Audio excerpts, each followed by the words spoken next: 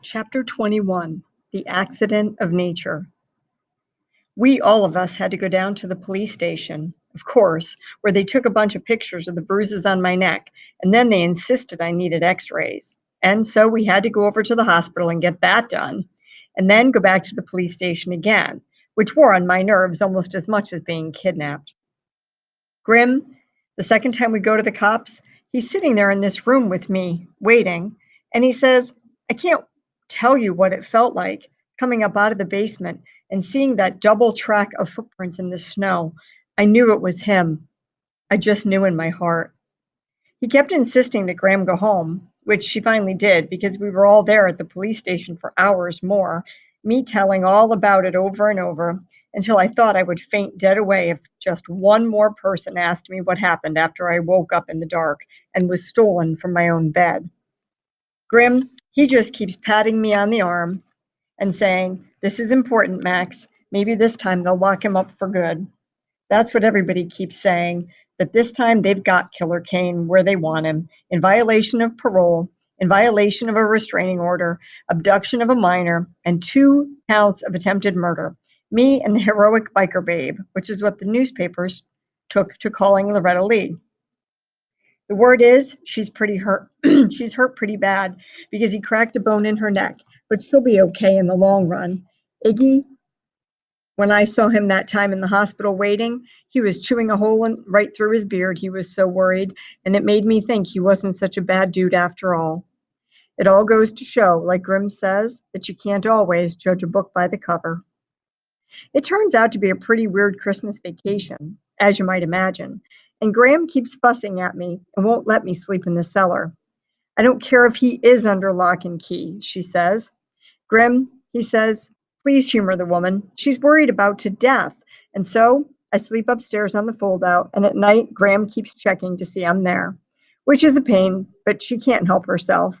And anyhow, I'm just as glad not to be alone in the down under.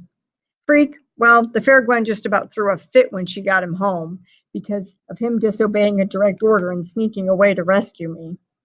But after a while, she calms down, and all she does is just look at him and shake her head. What am I going to do with you? She asks. Put me up for adoption, he says. I want to go live with the Waltons. He means the TV show that keeps repeating, and of course he's teasing her, but the fair Gwen is not amused. No more crazy adventures or dangerous quests, young man.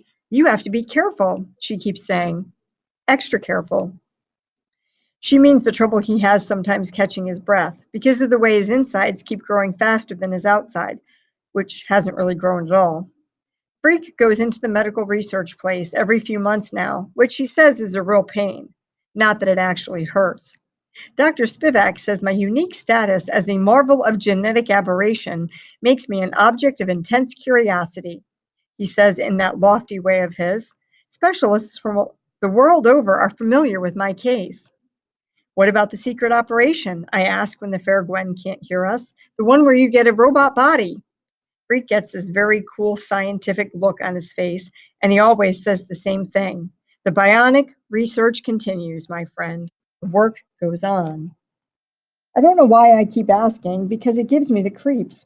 You'd think I could be as cool as Freak about the idea, because it's him that's going to get a new bionic body.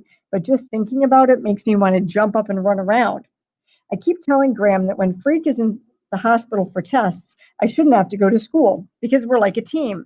But she won't buy it.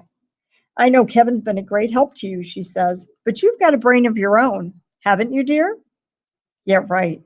The other thing about school that's different after Christmas vacation is how jealous everybody is that we got our pictures in the paper and on the local TV. Mrs. Donnelly, our English calls us the dynamic duo, and she put a cutout picture from the paper up on the bulletin board. Wouldn't you know, some goon put mustaches on us the very first day. Freak says he looks cool with a mustache and he can't wait to grow one, and he makes Mrs. Donnelly leave the picture up. Me, I just as soon forget the whole thing. I really hate the idea of having to testify at the trial and tell what really happened, but everybody says I have to if I want him locked up for the rest of his life, which I do after what he tried to do to poor Loretta, who was only trying to help. They can't make you if you don't want to, Freak says. The son doesn't have to testify against his father. Grim thinks it'll do me good. Plus, he's real worried he'll get off again or fool the jury by quoting the Bible. Grim worries too much, Freak says. Everybody worries too much. The way it finally turns out with Killer Kane, Freak is right. Just before the trial is supposed to start, and I've got my fingernails chewed down to the second knuckle, Grim gets this telephone call that makes us punch his fist in the air and go, yes, yes. What happened? They made a deal, and Killer Kane pled guilty, which means he has to serve out the rest of his original sentence, plus 10 more years.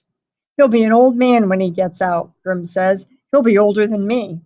That should make me happy, but instead, I feel really weird and worried. And Grim, who still thinks he knows everything, says I just have to get used to the idea. The man is an accident of nature, he says. All you got from him is your looks and your size. You've got your mother's heart, and that's what counts. The weird thing I keep thinking about, what if something happens when I get older and I turn out to be another accident of nature? Grim sees me thinking about that one night just before bed, and he sits on the end of the fold out and he says, things will make a lot more sense when you finish growing up, Maxwell. Now sleep tight and don't let the bed bugs bite. Grim means well, I know that, but sometimes he says the numbest things because it's growing up that worries me.